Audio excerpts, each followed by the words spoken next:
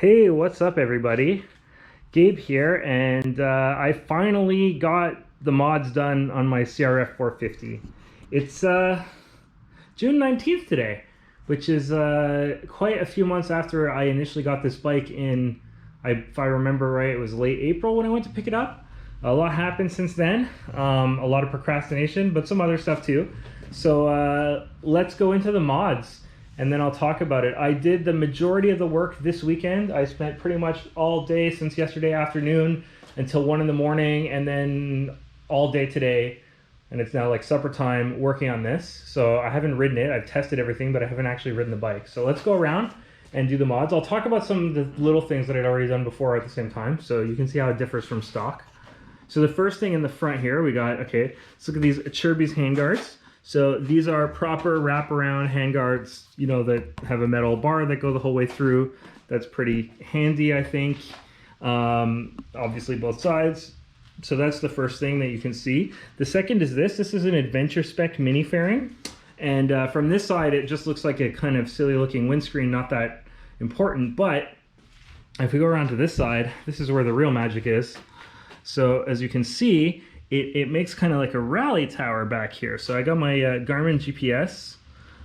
This is a Montana 700i, sorry, which means it has the inReach functionality. So this is also like my SATCOM device. I was going to get a separate inReach. Let me just take this off. So you can see the cradle that I've got here. So this is the Garmin cradle. It has a charging thing there. So this is wired up to, well, I'll get to that actually. The wiring is a I'm proud and not proud. The grips, you can't see it, but there's this wire coming out of them here and on the other side. So I went with the Symantec Heat Demons grip heaters that you take off the stock grips, you stick the heaters under, and they're wired to the switch here, high, low, which behind it is more wiring. And finally, just like on the Yamaha, we've got a USB charging port. Even though the Garmin doesn't need it, I figure I probably want to charge other stuff. So that's the front of the bike.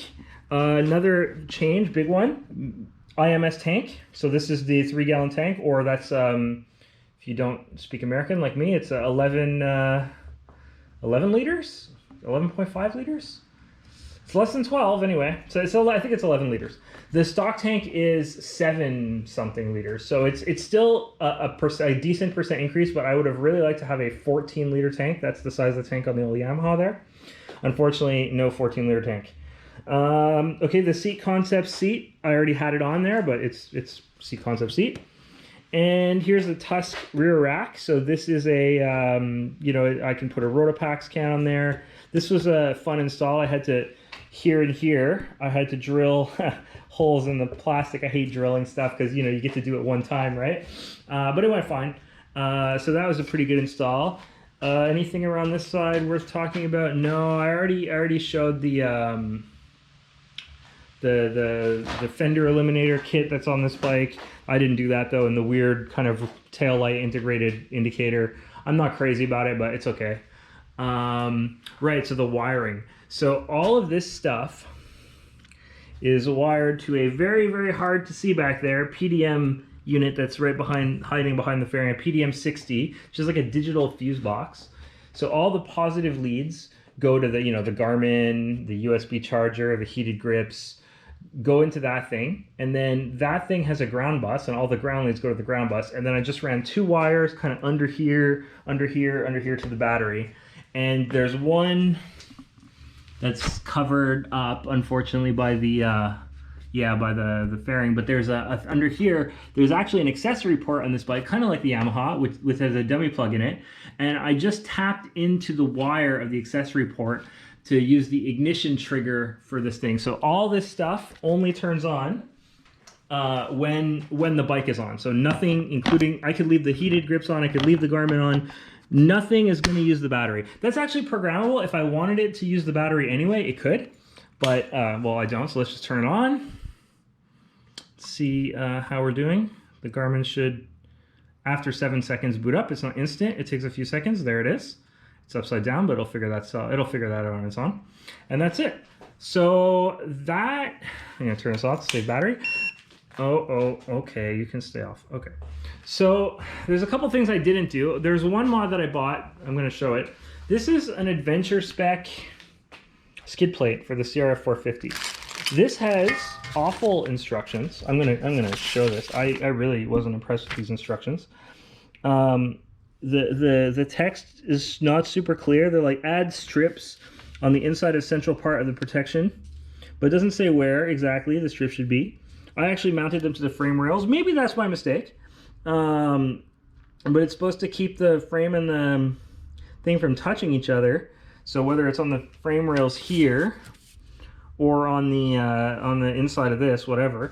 But in any case, this is the problem. There's this bracket here with these two clips, and they go, and you have to reach these bolts to get in there, and I couldn't do it. I gave up. It wouldn't line up with the front. It was really frustrating. Things kept falling out. I might try it again because the skid plate itself is like this super nice piece. It's lightweight. It's nice. The weld is pretty decent on it, you know, and it protects much more than the stock plastic one does. But the installation is a nightmare, and trying to take this off and put this back on roadside just gives me like it gives me anxiety just thinking about it. And the finale thing to do, well, it's not actually the finale, but the next thing to do is these tires. So this is a Dunlop D606 rear and a Pirelli MT21 front. I do have a brand new TKC 80 rear here, and I was trying to get a TKC 80 or a Shinko E804, which is a Shinko clone of a TKC 80 front tire. Unfortunately, TKC 80s from these years have been recalled, including this one. I have to return it, so nobody has any in stock at all. Couldn't even get a back order date from the guy I talked to or online. So I decided to get, anyway, these are a bit more dirt-worthy tires, a D606 and an MT21. I didn't get a D606 front or MT21 rear like to match them. I decided to go with it. I've had a D606 rear before, and the fronts have a bad reputation. I like, you know, this pair is very popular. People I trust have used this pair before, so I went with it. They were both in stock in my size, so it was a no-brainer. I've never changed a dirt bike tire on my own. Well, any tire on my own, except for one of these, bicycle tire. Somebody told me it would be the same. I don't really believe them, but we're going to try. I have extra tubes hanging out right here for if I inevitably pop one. This is the stock titanium fuel tank. Gas cap, little cover for the CRF. There's a little gas left in here that I need to fish out and like put in my lawnmower or something. There's not a lot. I couldn't even pump it out with this pump. I don't know how I'm going to get it out, but I'll have to figure that one out. I don't want to just leave it in there. And that's it. I'm going to go ride the CRF now with the stuff on it to try it all out. But that's it. Modding is largely done, except again, I got to do the tires. Oh, and of course, I'm still waiting for my FMF exhaust system, the header and the pipe, and the Vortex ECU. I'm still waiting for those items to come in. ETA is July or mid-June still, so I still got maybe another, I don't know, 2, 4, 6 weeks of waiting. I have no idea. Maybe more. Maybe the delay will be worse. I'm not like I'm not holding my breath for it, let's say. And if I have to do my trip, the BDR in August without them, I will. The bike is manageable without them. It would be nicer to have this smoother throttle, but yeah, I could ride it. So yeah, I'm gonna go ride it. I'll see you guys in a bit.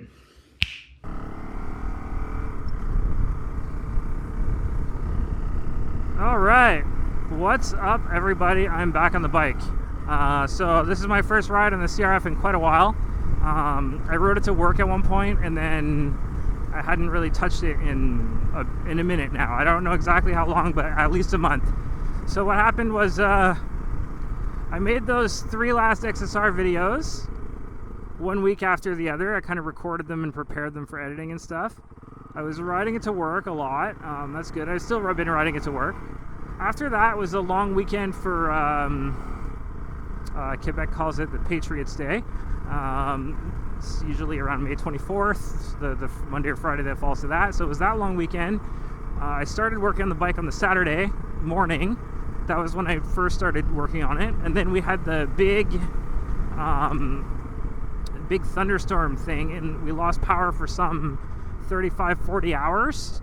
And after that, unfortunately, at the end of that, I hurt my back quite badly. I herniated a disc, and I was in bed for 4 or 5 days, and I definitely wasn't going to work on the bike or ride a bike for that matter. So it took a little while before I could even ride again.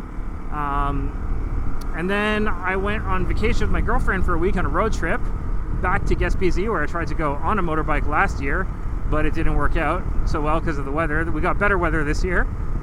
And yeah, so finally we've been back for a week, and I finally got back to work on the bike, and I decided to grind it out this weekend. I had been procrastinating a lot because all this electrical stuff, I wasn't really sure how I was going to do it. Now it's a mess. I mean, you can see the wiring rat's nest back there. It's not perfect. And I'm going to go with it for the season, and in the winter it's going to be my project to take it back apart again and to upgrade the thinner shitty wire to higher quality stuff, and to also cut everything to the correct lengths and all that.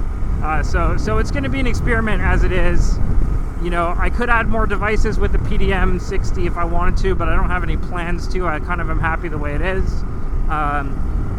I'm bummed about the skid plate because on one hand, this is my first experience with adventure spec products. I've got this rally fairing thing, and I got the that skid plate, right? I ordered them together from the AS site, and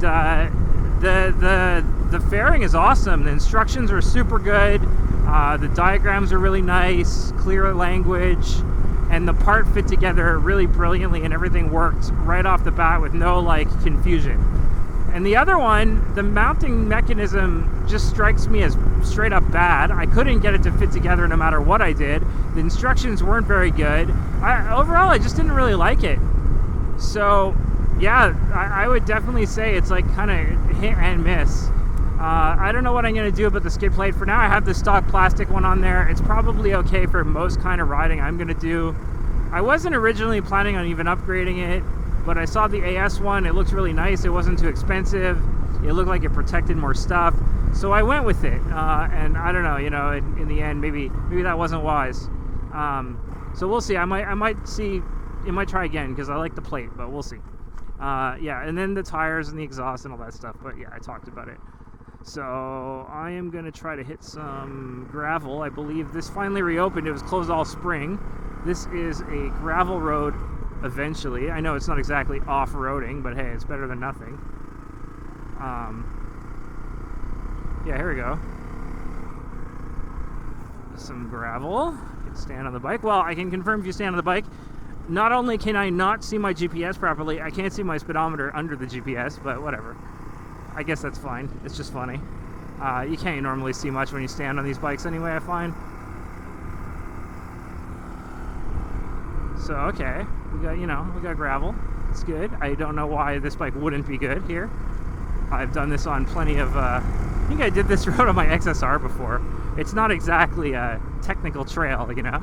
It's a bumpy gravel road. I did this in my car. My girlfriend didn't find it very funny. Yeah, it was pretty bumpy. But see, cars do come here. Hardly an off-roader. You know, a Lancer. Not an Evo, just a normal Lancer. It's pretty slippery though, because it's like a bit of loose gravel on top of a rougher surface. So I don't really have the confidence to really lay it down in a corner. Also, these tires are kind of going, but that's okay. Like I said, I have new tires that are actually road legal, unlike these ones. Technically, I shouldn't be here with my. It's my front tire that's just straight up a dirt-only tire. But oh well, this is a public road. Yeah. So I don't have a lot of other stuff. I just wanted to put out a video. I finally did the mods. I'm happy about it. I procrastinated a long time, then all that stuff happened. I finally got off my butt. I finally got it done. It feels really good. The bike is pretty cool now. I mean, and some of this stuff was scary, like transferring the fuel pump, man. Like, oh, I did not want that to leak or go wrong, you know? But the bike started right back up. That was awesome. All that electrical stuff, what's crazy is it literally started the first try. Last night, I turned it on and oh my God, it was just working. So yeah, let's try the heated grips. I can't really see the button, but it's back here. Let's put it to low and see what happens. They probably take a minute to warm up. I didn't test them yet. They're the only thing I didn't test because I didn't want to drain the battery out while the bike wasn't on, and there was no tank on it for quite a while, so I couldn't turn it on, even in the garage. So yeah, I didn't try these out. I mean, I don't see why they wouldn't work. I checked and rechecked the wiring, but you know, until I actually feel the heat, Now, I watched a guy called Net Magi makes a good video about these heated grips, or why I picked them, and he explains there's an error in the documentation about which wiring is high and low. I also had an old revision of the documentation, so I went with his suggestion for the high and low settings, and I don't know if he's going to be right or not. But now in theory, I've flipped it to low. I can't see it, but I'm pretty sure down is low and up is high. And I'm starting to feel something on it. I'm gonna go look for more gravel roads. I'm pretty sure I've seen another one if I keep going this way. I think it's here.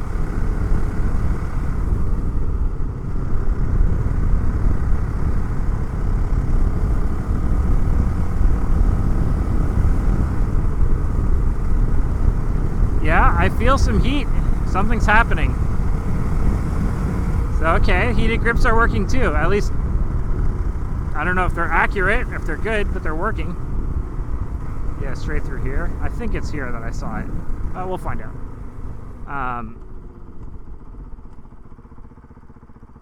Yeah, what did I want to say? Oh yeah, so next weekend, my plan is to go to look for some actual trails to ride and use the GPS and all that. I forgot to stick it on, but I have a trail access sticker for the year, for the season, for the FQMHR, which is Fédération Québécoise de Motocyclettes en Route, which means Quebec Federation of Off-Road Motorcycles. They've done deals with ATV and snowmobile clubs to use their trails, so you basically kind of indirectly join one of those ATV snowmobile clubs, which I have. I picked the closest one to here arbitrarily, and yeah, there's some federation trails. Basically you pay for access, and you have access all year, and there's apparently some pretty nice trails there. A lot of it's obviously 2-track quad stuff, but some of it's pretty interesting looking, so we're gonna give that a shot. There's some not too far, so and not too difficult, because, you know, first try and all that. So next weekend we're gonna try that. I probably am not gonna do the tires during the week. Unless I really like get up and feel motivated. I might practice on an old bicycle, not that blue one that's in the garage. I have a junkier one in the garden shed that doesn't work anymore, but it has wheels on it. So maybe I'll practice taking its tires off and on and seeing how that goes before I try my luck with this bike. And yeah, I'm hoping that that will be... Oh, the heated grips are definitely working. Let's try it the other way now. So that was low. Let's go to high. I feel it more on the throttle side than on the clutch. I was sort of expecting that because the throttle side has a plastic tube under it, a thick plastic tube. And the clutch side has... I put a shrink wrap thing over it, but it, you know, I don't know how much that really insulates compared to the throttle tube. So I think that for sure there's going to be more heat on my right hand than on my left. My girlfriend loves this gardening center. We come here pretty often. She's hard at work on that. That's her project. Mine has been this bike, but hers has been the yard at our house, because we lived in a condo before and there was no yard.